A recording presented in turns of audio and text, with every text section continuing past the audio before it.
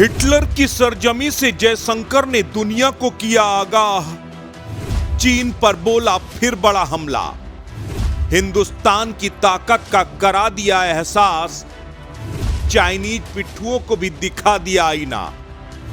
विदेशी जमीन से राहुल ने किया देश का अपमान, तो जयशंकर ने सिखाया देशभक्ति का पाठ। कौन कहता है दुश्मन को ढेर करने के लिए सिर्फ हथियारों की जरूरत होती है।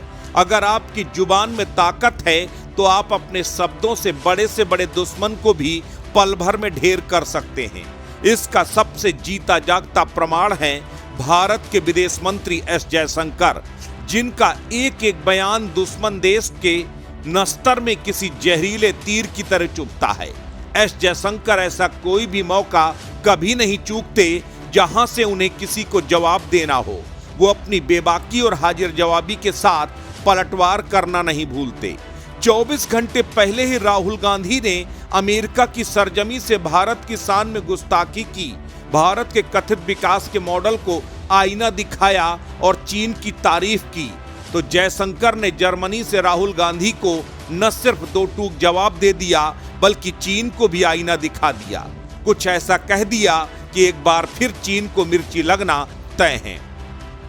31 अगस्त को नई दिल्ली में विदेश मंत्री एस जयशंकर ने चीन पर बड़ा हमला बोलते हुए कहा था कि दरअसल केवल हिंदुस्तान को ही नहीं, पूरी दुनिया को चीन के साथ एक बड़ी दिक्कत है। केवल भारत ही नहीं बल्कि पूरा विश्व चीन को लेकर अलग अलग मसलों पर बहस कर रहा है। यूरोप में भी प्रमुख आर्थिक और राष्ट्रीय सुरक्षा बहस के केंद्र में चीन ही है।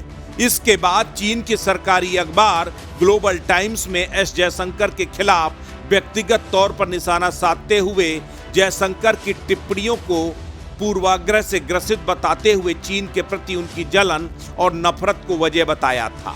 लेकिन विवाद बढ़ता देख ग्लोबल टाइम्स ने बाद में वो लेख डिलीट कर दिया था। उसके बाद एस जयशंकर ने जर्मनी से एक बार फिर चीन पर हमला बोला और साफ तौर पर कह दिया कि चीन के साथ व्यापार के लिए भारत ने अपने दरवाजे बंद नहीं किए हैं, लेकिन हम चीन के साथ व्यापार अपनी शर्तों से करेंगे। इतना ही नहीं, एस जयशंकर ने राहुल गांधी को भी जर्मनी से जवाब दिया। उन्होंने कहा, भारत आज दुनिया में 4 ट्रिलियन की इकोनॉमी है। हम 8% ग्रोथ रेट से एक दशक से आगे बढ़ रहे हैं। हम अगर इंफ्रास्ट्रक्चर ग्रोथ रेट की बात करें तो हम हर साल 8 नए एयरपोर्ट, 1-2 नए मेट्रो रूट तैयार कर रहे हैं। हम प्रतिदिन 28 किलोमीटर हाईवे और 12 किलोमीटर रेलवे ट्रैक तैयार कर रहे हैं। हिंदुस्तान 170 मिलियन लोगों के लिए हाउसिंग प्रोजेक्ट, 660 मिलियन लोगों के लिए हेल्थ प्रोग्राम। भारत दुनिया में सबसे ज्यादा डिजिटल फाइनेंस ट्रांजैक्शन करने वाला देश है। पिछले एक दशक में हिंदुस्तान ने तेजी से विकास किया है। हमने स्टार्टअप से लेकर इन्वेस्टमेंट तक हर क्षेत्र में कई देशों को पीछे छोड़ा है। यह हिंदुस्तान के विकास की तस्वीर है। एस जयशंकर का यह बयान ऐसे वक्त में आया जब अमेरिका से राहुल गांधी ने चीन की तारीफ करते हुए उसके व्यापार मॉडल को सराहा था। यह बयान ऐसे वक्त में आया जब राहुल गांधी ने हिंदुस्तान में 90% तबके को भारतीय अर्थव्यवस्था से अछूता बताया, जब हिंदुस्तान के विकास को काल्पनिक बताया। विदेश मंत्री एस जयशंकर ने राहुल गांधी समेत पूरे विश्व को जवाब देने में देर नहीं लगाई और राहुल गांधी को बता दिया कि चीन की अगर गरज होगी तो हमारी शर्तों में हमारे साथ व्यापार करेगा। आज हिंदुस्तान वो ताकत बन चुका है कि चीन के इशारे पर नाचने वाला नहीं। जिन्हें चीन से हमदर्दी हो उन्हें हो, लेकिन हिंदुस्तान को अब चीन से फर्क नहीं पड़ता। 3 दशक पहले मनोज कुमार की एक फिल्म आई थी जिसमें एक गाना था, मैं भारत का रहने वाला हूँ, भारत के गीत सुनाता हूँ।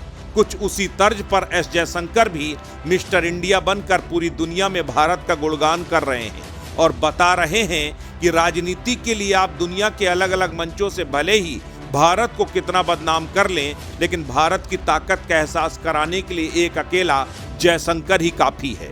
यही वजह है कि जयशंकर के नाम से, उनके जवाब से अमेरिका जैसे देश भी सख्ते में आ जाते हैं। ना तो उनके अल्फाजों में तेवर होता है, न चेहरे पर नाराजगी के भाव। सीधे सपाट और बेलाग अंदाज में जयशंकर की एक एक शब्द विपक्षियों के लिए किसी धारदार हथियार से ज्यादा घातक होते हैं। और यही वजह है कि चीन और पाकिस्तान जैसे देश जयशंकर के नाम से बेचैन हो जाते हैं। अमेरिका में उठे सवालों का जवाब जर्मनी से देकर एक बार फिर जयशंकर ने पूरी दुनिया में हिंदुस्तान का जय जयकार किया है।